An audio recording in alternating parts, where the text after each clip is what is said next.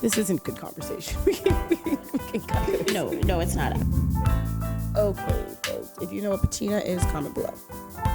That's gotta go. That's actually not patina. It's too much. Honestly, fuck, that's good.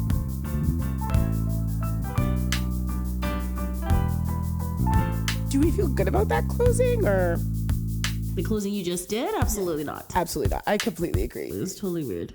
Okay. To start us off, I have a question for you. Oh, wow. Awesome. It's controversial. How the hell are you? Oh my God, that sucks. Actually, one time I was walking on the street and this guy was like, excuse me, can I ask you a question? Yeah, and I was just like, oh, yeah. And he's like, how are you doing? And I was so pissed. Anyway. Please. Well, how are you first? Oh, you actually are asking Go ahead, why not? Thank you for asking. People are going to want to know. I'm well. Actually, this week was set up as a very, high stress, much ado. And I feel like I've really tackled it head on. Wow. I wish I could say the same. I've done a great job. Have you been unwell? I've been totally drowning.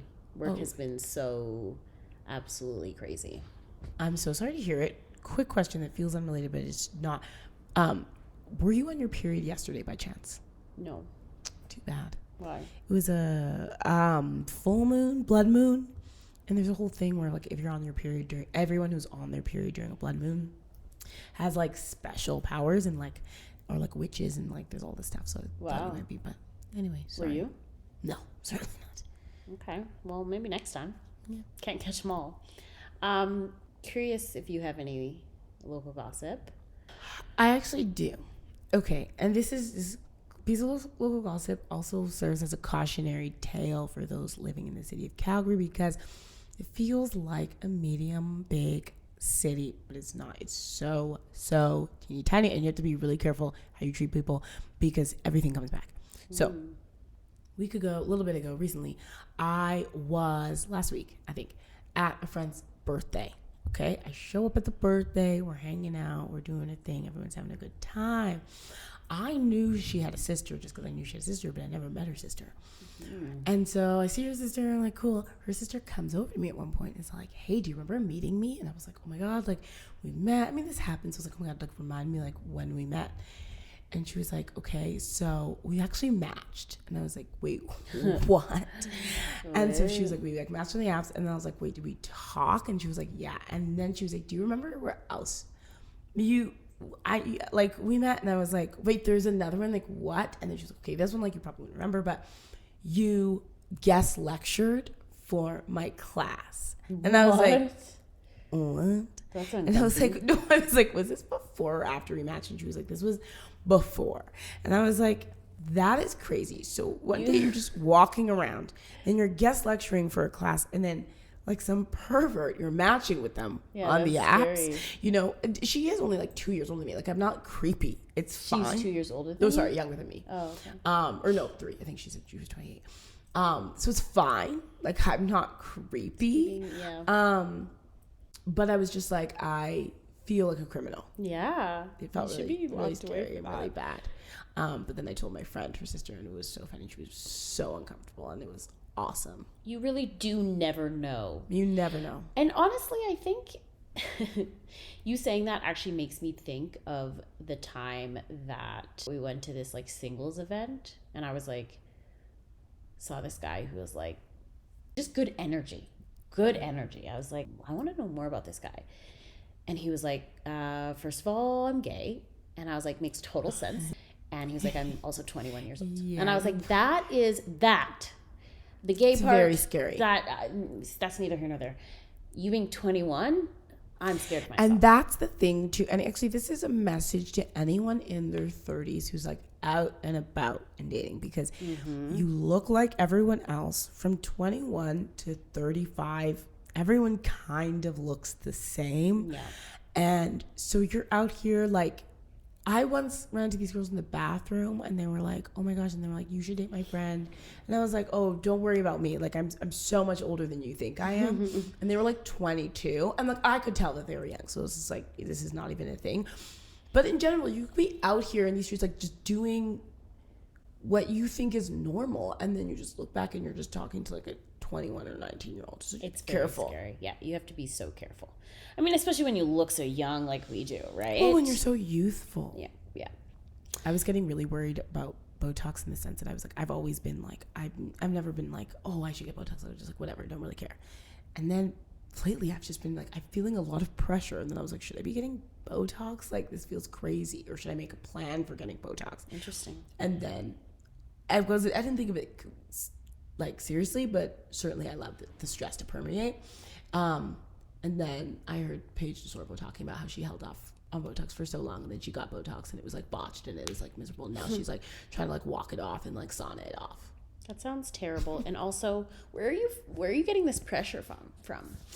The internets. And they're saying like, do it now. No, they're not saying do it now. I'm not particularly on like Botox talk. But sometimes I've just never been one to care about wrinkles. Like, I just do not care about wrinkles. Yeah. And then I feel like in the last like couple of months, I've been like, oh my God, I'm really seeing. You're noticing your wrinkles. Yeah, and I'm just like, I'm just not youthful on my forehead. Oh. It's shocking. Yeah, they're really bad. No, it's honestly crazy. I'm sorry you're going through that. Yeah. Okay, I think we should talk about the America's Next Top Model documentary because we did say we were going to. And it's been a couple weeks now since I watched it, so it's not as fresh in my mind. But highlights, lowlights, go. My highlight was the end. It was absolutely hilarious. I loved Tyra, like, being like... Now that's how you make an apology. No, that shit was so funny. And, like, her being like, and when your time is next, because it will be next. With her, like, smug-ass grin. Being like, I hope you show the same humility you've seen here today. I was literally like... Does she have any advisors? No, she's amazing. Anyone? She literally reminds me of, like, funny. I feel like everything she says, she's like, this line is going viral. Or she's like, this is a soundbite. Like, it's just the way she talks. Like, even the way she just delivers normal lines. I'm like, is that literally how she talks? Like, if you're her friend and you're, like, going up for... Is that how Tyra talks? It's just, like, kind of confusing to me. It is very weird because she comes across as, like, very like disingenuous and like just, but then sometimes I always think about like, okay, why did we fall in love with her in the first place? Like, what did we like her about her in the first place? It was like, yeah, she was crazy, she was out there, like all of these things. Maybe it was because she was pretty. Well, that obviously was part of it. But I'm like, was there more? That certainly helped. She was pretty wacky. but wacky in a way that now I'm like, I don't think I was attracted to that back then. I don't think I was like drawn to Tyra because she was very weird. And it's not just like wacky. It was like, oh, she was weird. I feel like I tolerated her as like Miss J's personality, like annoying little cousin. Like the annoying little cousin of Miss J's personality. Do you know what I mean? No. You don't? Like, she was, maybe she talks about that in the documentary being like part of how I like sold America's Next Top Models. I just started acting like Miss J.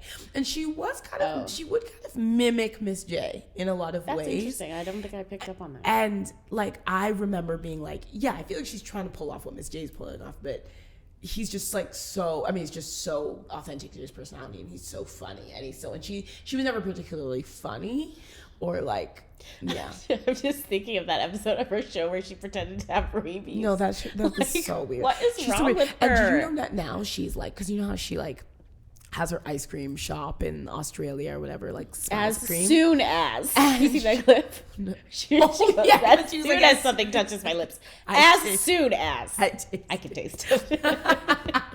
No, and like apparently she was saying something to somebody, and she was like, yeah, and like after everything, and they're like, I don't know like how expansive this interview was, but she was like, after everything, like I really want my legacy to be ice cream.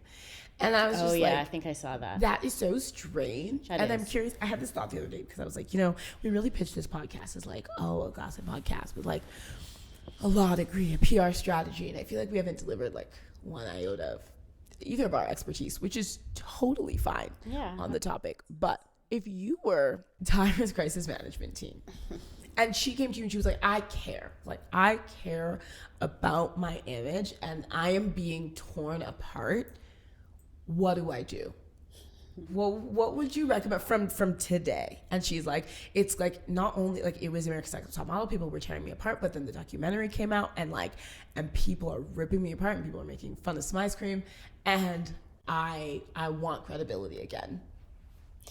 Like, to be honest, I feel like Tyra has what she needs. Like, I don't think, unless she changes her personality, like, I think it's a done deal. This is not about her personality. This is not why it people don't is. like her. She is weird. No, I'm not talking about her weird personality. I'm talking about the way she sees the world. Like, she's not changing.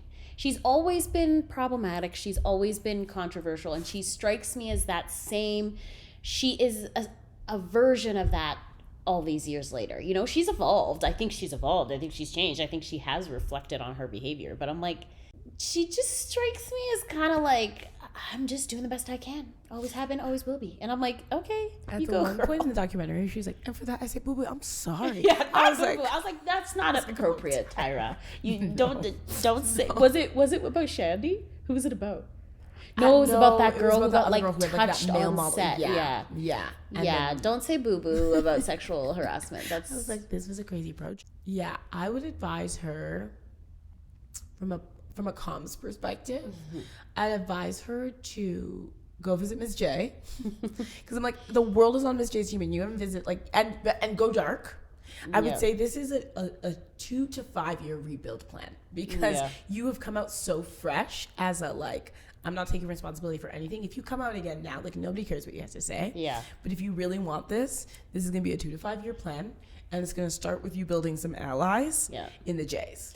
For sure. And I definitely would have advised her to do that before she got on this documentary. Like, but the way she was just like, no, I'm not talking about Jay.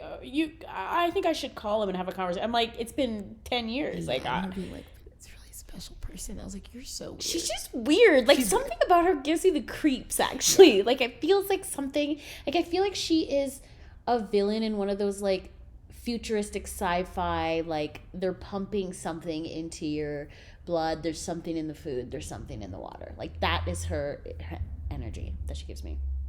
Poor thing.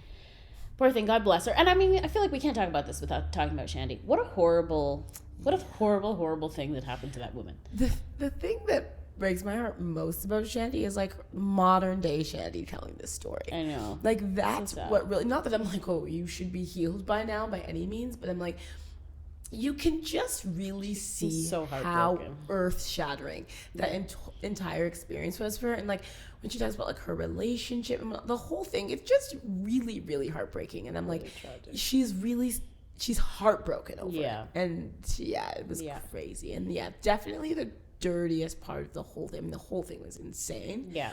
But the phone calls and them being like just completely designed to humiliate her, I was like, this is absolutely crazy. This is criminal behavior. On the heels of like, I mean, all of it is so horrible, but it's also like, I mean, the woman was unconscious essentially. No, like she was. So I'm like, that's a pretty dark thing, and obviously that's dark in and of itself, and obviously that's like, the show would never want to admit any kind of responsibility for that. But I'm like, you're dealing with something that is not, this woman didn't go off and cheat on her boyfriend. Like, something happened to her. Something very awful and dark and weird happened to her. And that's one thing. But then it's another thing to, like, on top of that, be like, now go tell your boyfriend. Now call him and we'll film it. Like, it's so weird and gross. Anyways, it's a tragedy. Speaking of Miss J, I have a question for you, because this just like randomly came up this week, where like there's been some like celebrity deaths, which has been tragic in the last couple weeks, like Eric Dane, James Vanderbeek, and then I saw this thing with Miss J as well, and it's like all of them have these GoFundMes. Are you in on that conversation? No, I saw something somewhere about celebrity GoFundMe, and I did not know. Oh yeah, you must have seen that that article. Yeah, but I didn't. Because it's like this whole thing now where it's like celebrities, like James Vanderbeek died, and then his family did a GoFundMe for like his family and his kids, and then Eric Dane died, and then they did a GoFundMe for like his family and his kids. I saw someone started a GoFundMe for Miss J, like, and I'm like, this is so interesting. And then Alyssa Milano, I think is her name, the one who like co-opted the Me Too movement. It was like her black friend who started it, and she kind of was credited for starting it. Oh, nice. She wrote I think like a Substack article or something, basically being like, because people were definitely like asking questions about these GoFundMes, and she basically had this position of like, the idea that celebrities are elite is a myth, and this outrage around GoFundMes should be like kind of criticized or challenged. Just basically coming to the defense of a lot of these people who have done these GoFundMes. I want to know what you think about that concept just in general. That's very interesting. Yeah, off the top, I'm like, that's crazy. Like, I'm like, yeah, imagine having like, and I don't feel this way for Miss J. I don't imagine, like, yeah, just because you're this like well-known public figure, I don't necessarily assume you have a ton of money. For people who have like participated in very, very, very like famous franchises, and I know we're like paid super, so like Eric Dane and James Van Beek, and I'm not being like you should have, but yeah, it is odd to me that I'm like, there wouldn't be money. I mean, we all have to have life insurance, for Christ's sake, for like, if I died today, I have enough life insurance to cover my funeral. I'm like, I don't even, you know what I mean? So I'm kind of like, that feels. Yeah, it's not for like funerals though. It's like for like their kids and their family and like. Oh, just to live, because they were living. Yeah. Right. Yeah. And their futures and like college and stuff. College. Well, I assume. I can't remember the specifics, but it's basically like their family is going to have to recover from the financial loss of like paying for medical bills and things like that. So like any support you can give towards their futures and things like that. Okay.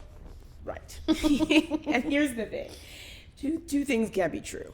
One, I'm sort of like, a difficult situation is a difficult situation, and like, and if you lose someone, then you have to like cope. Like, of course, everyone deserves help, everyone deserves support in those situations.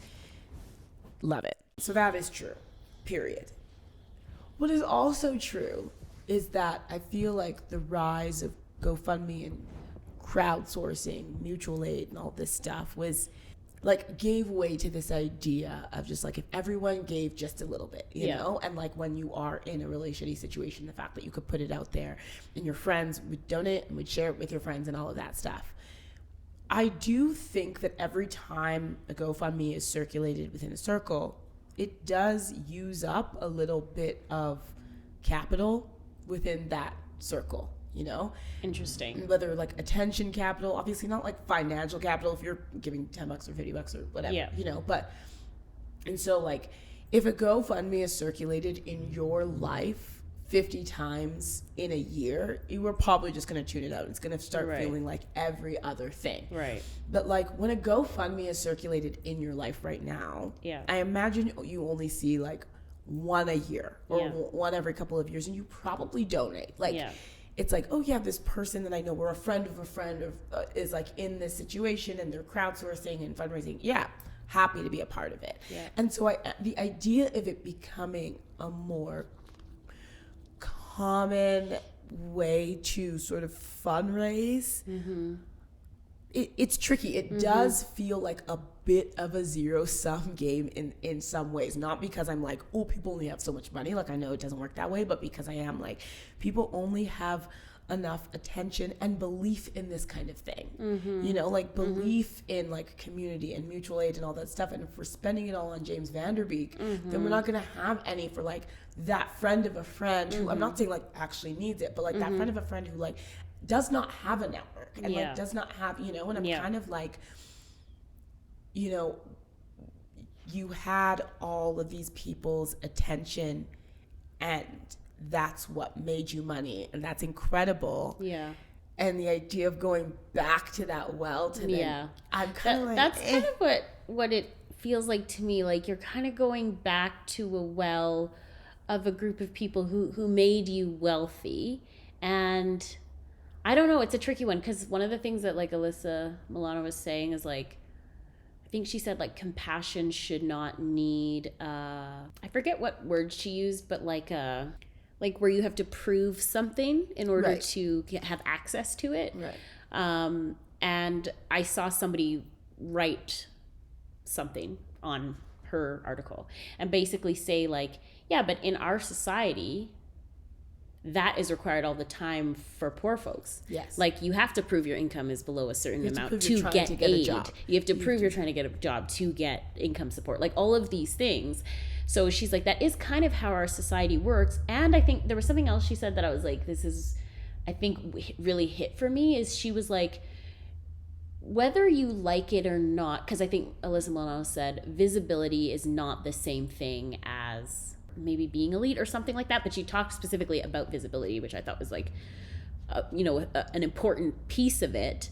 But this person was saying like visibility is capital, though it is it's access, right? And using that capital in a way, it is a form of currency, and it isn't something that everybody who is in real dire need has. And a lot of the times we are talking about the difference between like eating and paying your bills versus like maintaining $1 million estate, like that. And that's where it's just like, ooh, it's tricky. And it doesn't mean they're not going through a horrible time, and it doesn't mean, and I don't think they didn't deplete their savings. Yeah, it's like, it's not that I'm like, oh, they should have to live like the rest of us. Like that's not for me to like worry about. Like, but it is an issue of what this person was saying is like asking people to move that wealth upwards again. Like you're asking people, and I think that's a big difference with like mutual aid and stuff and like taking care of each other versus moving money from our sector of like the population to the wealthier class, because they are still in a higher class, both with their visibility, their access, and the wealth that they've previously had. They live in a different class than we do. And so you're basically saying, you're actually asking us to help maintain the status quo, which is a very strange operation. Like, it's like most of the people you're asking for money from probably aren't even as well off as you. Like 100%. And to the point of having to prove, your own, like state in order to be eligible for compassion. I feel like, like you said, like poor people do have to do that. And if someone were to post a GoFundMe and be like, oh yeah, help me with like these bills, like, they do have to put out this whole story, and kind of prove to you that like they do not have the money, they do not have the ability to take care of this. And if somebody was like, oh, just help me, like, okay, this is kind of a bad example because like we love weddings and we give people money for their weddings, but if a couple was just doing their thing, they lived well off all this stuff, and they're like, we want $100,000 wedding, help us save up for that, people wouldn't be down. I mean, we would, because we just give people cash for their wedding, so in that way we do that. But like, there's this idea of sort of like, no, this is a luxury, and so this idea of like people where if somebody was like, oh, help me, with this like bill that came up, this medical bill, or my pet needs help, like all this stuff, and then they were going on vacation, people would be like, I take issue with this kind of thing. And so again, I'm not being like, oh, them being able to stay in their childhood home is a luxury, but like in a way I'm kind of like, it kind of is. And we're not on this end of the GoFundMes, we're not giving people money to like pay their vet bills and go on vacation. It's like, and it's like a maintenance of privilege, right? Because it is a privilege, like you said. Like, maybe luxury is not the right word, but it's a privilege. And oftentimes those GoFundMes are not directed at like privilege or maintaining privilege. It's sort of directed, at least in the way that we think of the concept of privilege, it's kind of directed at like maintaining like life, like sustenance, and being able to like make it, with when it comes to bills or whatever, as opposed to like, I really, really want this thing. I don't want to have to give up this like really, really nice thing, maybe that's like a simplistic way of looking at it, but I don't really think so. It's a little bit funky to me. Okay, so I think we can move on to talking about the failure to meet expectations. This is our, I think, fourth part of the anatomy of a scandal. We talked about visibility. We talked about creating an image. We talked about maintaining an image. And this episode, we're going to talk a bit about the failure to meet expectations. So when you act in a way that it does not align with that image. And so I think this is an interesting one because I think this is sort of the whole thing. Like, this is the scandal itself. I think there are ways of we can talk about the big moments, the big things in our lives that felt like scandals. And I think that's interesting. But I also think it's interesting to talk about the concept of like a failure to meet expectations and how that can sometimes feel like a mini scandal in and of itself. Mm-hmm. and how like life-threatening it can feel sometimes. Mm-hmm.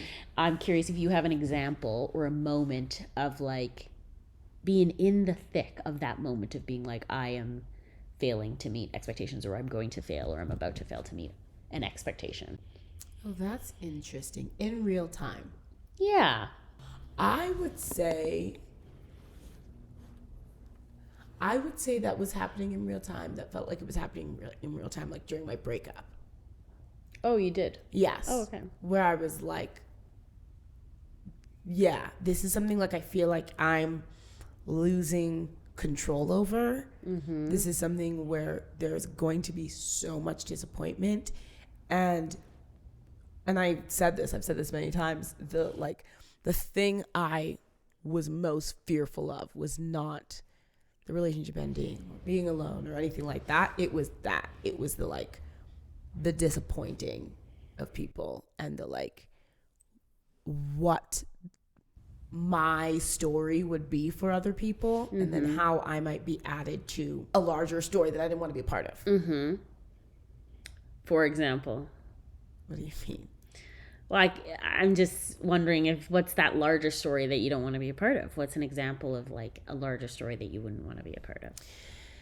The larger story would just be so like, oh, the rise and fall of the Jelly Girls. That is so funny. What? No, it's I'm just laughing because I'm like, yeah, I totally understand why you're saying that. It's just so funny to think of divorce as being our fall. You know what I'm saying? Like, because I'm just like, it's the mountaintop. What? It's the mountaintop. Yeah, I don't want to disrespect nothing, but with all due respect. With all due respect, it certainly does not feel like my fall. But yeah, I mean, certainly from the outside looking in, I can see how that might be the picture. I also feel, and you can make me cut this if you want, but I also feel like one of the things that came up with you was that you were like, I don't want people are going to think I just am like doing this because you did it. Oh yeah. I mean, that's so embarrassing. Which is, fair enough, but it's just so interesting. Yeah. When you think about the big thing that was happening in your life and how it's like very hard not to put a narrative on it of what people are expecting of you and how they're going to be consuming something that's so personal to you. You know? It's devastating, and you try, because you're like, in reality, this is so irrelevant to what I'm experiencing. This has nothing to do with me processing what is happening and moving beyond it, but it took up all the space of that for me. Yeah, that's interesting. I have an example of something. Do you have an example? Thank you for asking. I do have an example. And this one to me felt interesting to talk about because it actually was not visible. It was personal. Like, it was a personal scandal literally within myself. And it was based on an idea of myself that I had created. And I, in a way, failed to meet my own expectation. And it felt like it destroyed me. Like, it felt like a personal scandal. I'm going to tell this story. It is actually, it's gossip. It's good gossip. There's a caveat that I'm not going to tell all the details of it because it's that scandalous. Wow. So this is some gossip, okay? So it's spring of 2025. Okay. And I'm a free bird. I'm on the market. I'm single. I'm doing my thing. I'm swiping. I'm matching. I'm having a good time. Oh, God, I love summer. Summer's the best, isn't it? You have chemistry with everyone you meet. Life is good. So I went out with this guy, and I was like, he's fine. Like, in my heart of hearts, I knew, like, this guy is like, we are not aligned spiritually, emotionally, in any way. But I was like, whatever, I'm having a nice time. We're having fun. We're going out. We're hanging out. We're hooking up. We're enjoying life. We're enjoying each other's company. Honestly, I stopped hanging out with him because I was over him. But it also coincided with him being like we were talking about something political. He was like, got super like mad and then texted me this like onslaught of like, just like this anger, like all this like rage came out. And I was like, oh, you are dark. Like, you are a dark human and I don't want anything to do with you. And I was basically like, yeah, you can't talk to me like that. And like, we're good here. And then he was like, a few days later, he was like, I'm sorry, like blah, blah, blah. And I was like, cool. Like, you can be sorry, but like, I'm good on that. Yeah. So that happens. Fine. Fast forward. Move on from that. Never talk to him again. And then one day I'm minding my own business. Naturally scrolling through the "Are we dating the same guy?" group chat on Facebook. Or not group chat, group on Facebook. Baby. Is it against their rules to like talk about their... I mean, you can't say names and stuff. It's against the rules to tell someone they're on there. Yes, to tell someone they're on there, or to like screenshot or like put it anywhere else outside the group. But you can tell it's not like AA where you can't like reference that like you're in the group. Exists. Yeah, I know it's hard because in the beginning it was meant to be a secret for them to not even know. But there's a lot of people out here being pick-me's and running around and like telling the men about it, and so they're all like, a lot of them have like brought it up, and it pisses me off. Yeah. But anyway, I don't like the word pick me, but we'll talk about it. Yeah, and I don't either. Actually, I don't use the that. first time I've ever seen. I said it. Is it? No. It doesn't sound. I've never heard you say it before. Where'd you pick that up? I don't typically say it, actually. Okay. My vocabulary is really slipping in the past couple months, so I would have had a more robust word. I just couldn't find it. So what do you think that's about your vocabulary slipping? That's happened to me before. Oh, my brain is deteriorating. Yeah. Sometimes it's like I go through seasons where I'm like, I can't think and I can't articulate stuff. It's consistent, progressive over the last, I would say, year and a half. You can turn this around. It's not too late. I've been there. I think I can turn it around. Start taking evening oil of primrose. That's always my go-to. How's that? Vitamin. Do you do that? I haven't taken it in 15 years. I just know that on the vitamin bottle it said something about memory and brain function and stuff like that. If anybody has any that was tips always for mom's go-to, like sharpening fish up, oils, and getting your youthful smarts back, please let me know. Please comment below. Okay, so healthy fats, really good for the brain. Okay. Anyway, so back on track. I'm minding my business, scrolling through this page. And who do I see but this man? Shouldn't have been surprised. Don't know that I was surprised. Although it was always my practice to do my due diligence whenever I was going out with someone and search them in the group and just see if there was anything there. I searched him in the group. Nothing came up. Unfortunately, I think he was using, he used different names. Ugh.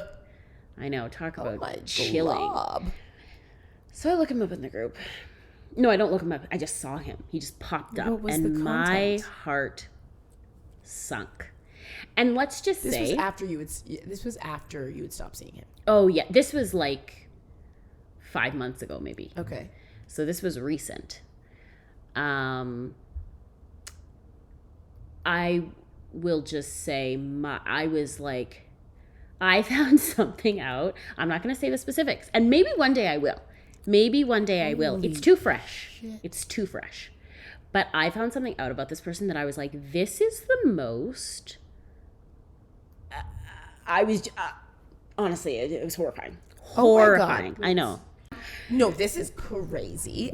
Can I guess what it was, or? I guess you could guess. I don't know. It just feels weird. Like, I'm assuming it was a DV situation. It was not. Murder? No, it wasn't that either. You have 3 guesses. You only have 1 more. No, that's crazy. I mean, okay. If you guess it right, I will tell you and we'll cut it. And then maybe one day I will go. You'll absolutely tell me regardless. That's crazy.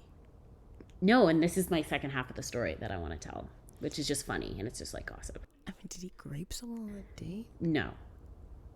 Thank God. Jesus. Okay. That's your 3 guesses. No, You're up. Sorry. The story's not done. Okay. So I literally was like, when I found out, I was like, this is like, I had a moment with myself where I was like, I feel scandalized. Like I couldn't, I was just like, this is, and it felt personal. Like it felt like I was like, I have failed to meet my own expectation. I have done something terribly, terribly wrong. I was sickened. I was horrified. I was gagged, not in a good way. It was he married? So awful. No. Enough guessing. Guessing time is over. Shit. It was just like, I like had this like visceral disappointment in myself. And it was like, I lost, like, I felt like I lost something. Like, I felt like I lost a sense of myself, which I just thought was the experience was really interesting. I feel like you're not listening to me at all because you're just trying to tell think me of what what it was. You've got to tell me what it was. I may, and I may not, and I might not. Is it? It's it's. This is getting long. I need to wrap It's this so up. bad that you're I'm like, not even I don't even want to say the words on this type thing. Anyways, I want to get to the point, and the point is that, like, just listener at home, no, I'm trying to get this for us. The point is that it was a really intense experience of failure to meet expectations. I really had to like dig deep of like, you have nothing to do with this person.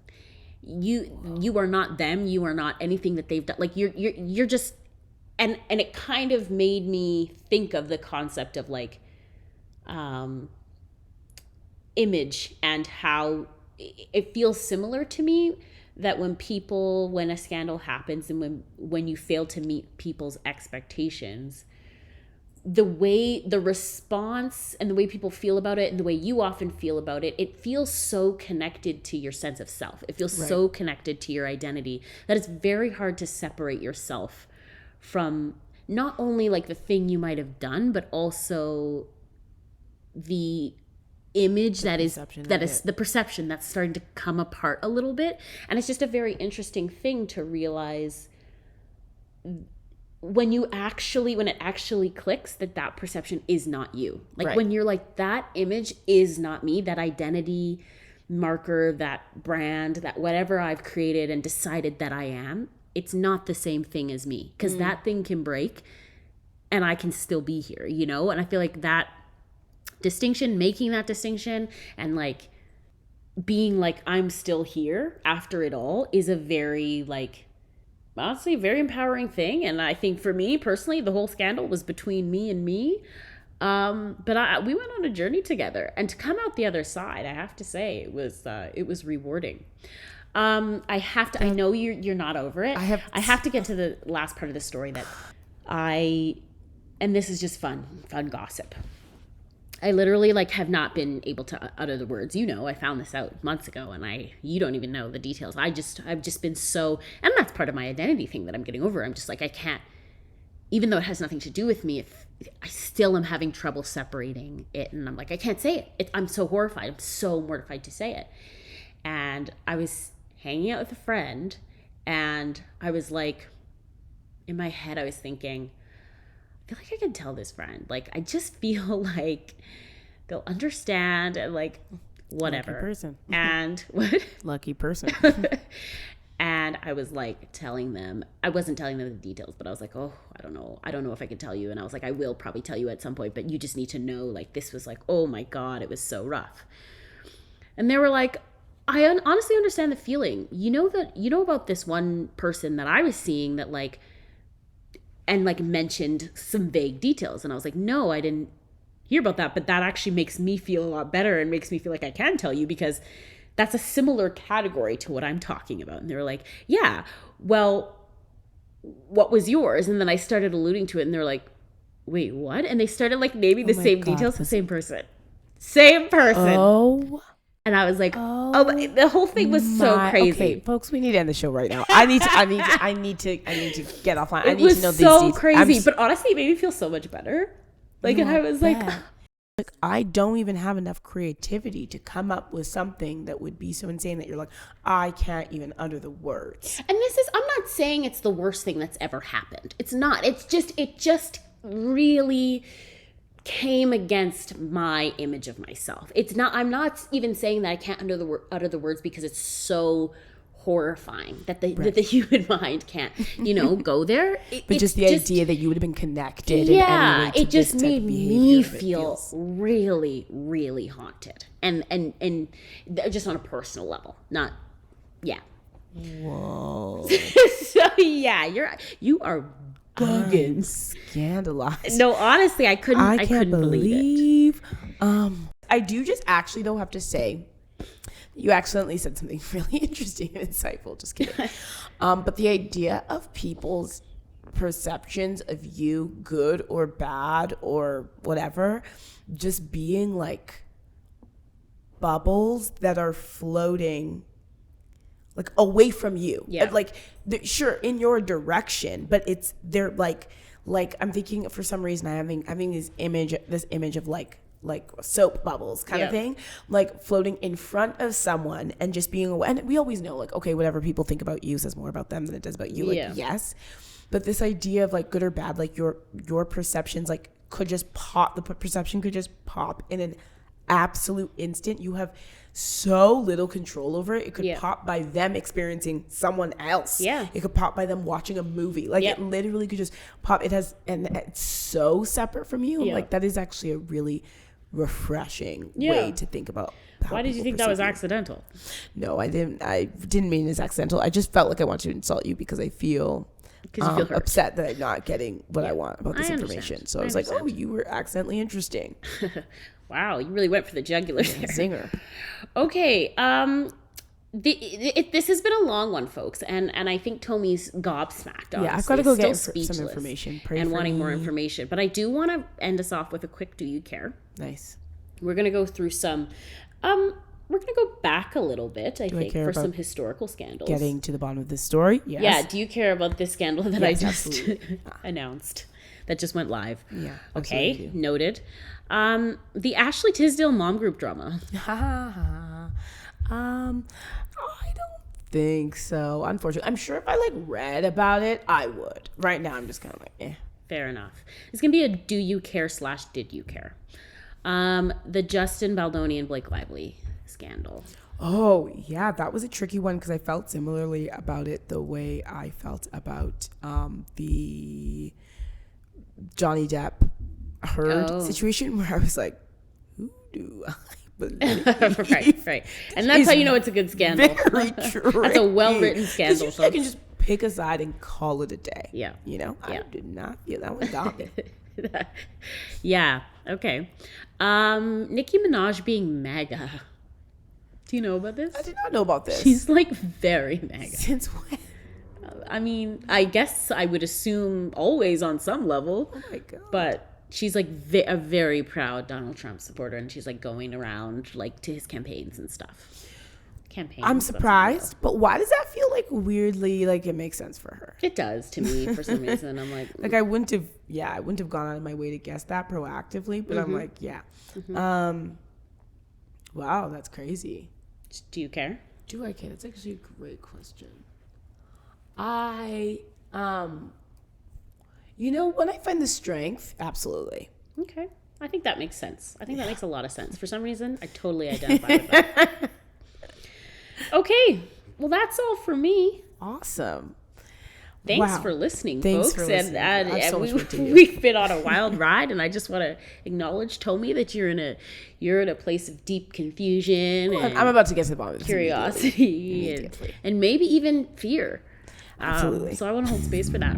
Bye for now, everyone. Okay, bye, folks. Until next time.